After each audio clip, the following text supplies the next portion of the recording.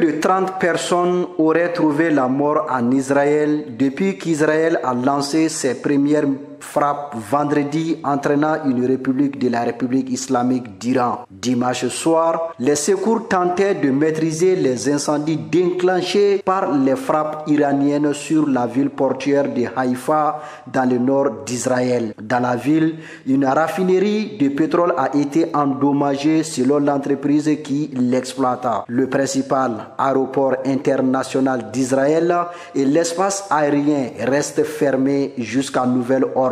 L'Iran a annoncé dimanche un bilan de 224 morts. Les autorités sanitaires ont également fait état de 1277 blessés sans faire de distinction entre le personnel militaire et les civils, affirmant opérer presque librement dans le ciel iranien.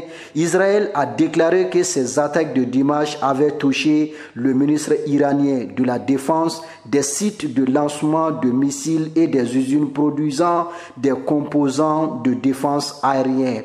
L'Iran a également reconnu qu'Israël avait tué plusieurs de ses principaux généraux, dont le chef du renseignement des gardiens de la révolution, Mohamed Kazami.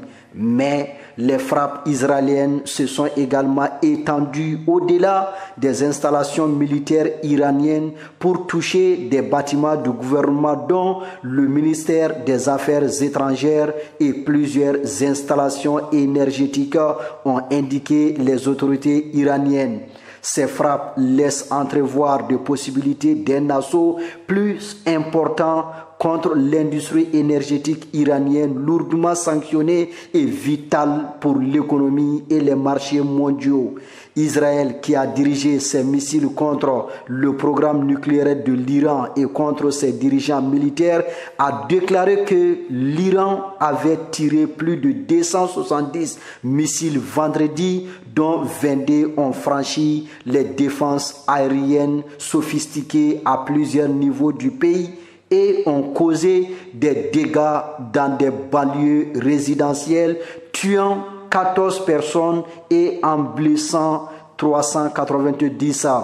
Israël, seul État doté de l'arme nucléaire au Moyen-Orient, a déclaré que cette attaque, la plus puissante jamais menée contre l'Iran, visait à empêcher ce pays de développer une arme nucléaire.